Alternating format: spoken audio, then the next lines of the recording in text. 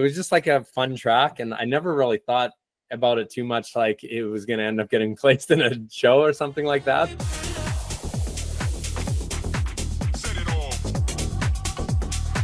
The White Lotus is one of the biggest shows on television right now, and it's kind of, worldwide, and it's getting a ton of attention, and I'm seeing a lot of benefits and stuff from it, like following my socials, streaming my music, and just attracting a lot of new fans this time around, which is awesome. I had some information that it was possibly going to get placed in one of the episodes of the White Lotus back in November.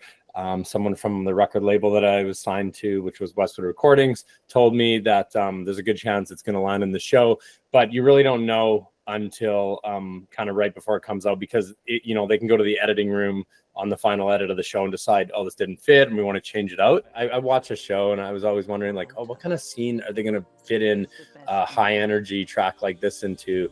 And when I started seeing them going to the full moon parties, and they were talking about going to a nightclub and all that in the episode before, I thought, okay, I think I know where it's going to land. It's going to be in one of those two scenes, and it ended up being in the nightclub.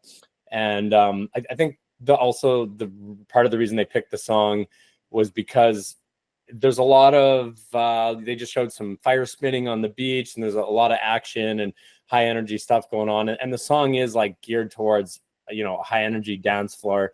But also, so the lyrics in the song say, "We got the fire and we're burning up, set it off."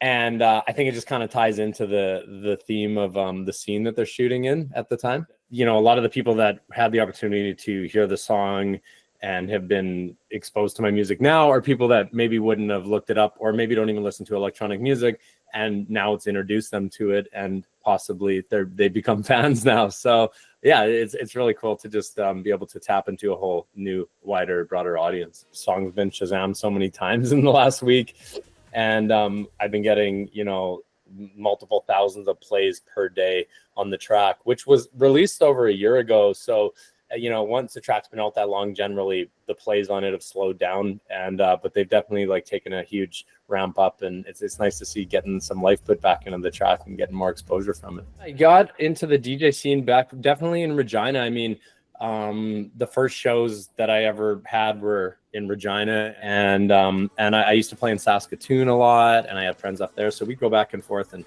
just play in different spots around Saskatchewan. And then eventually my music started reaching a broader audience. I started playing in Alberta and BC, and then the States. And yeah, it's kind of turned into a global thing, and I'm touring internationally. And yeah, it's been a lot of fun. It's been quite the journey since the beginning, thinking back to how it all started.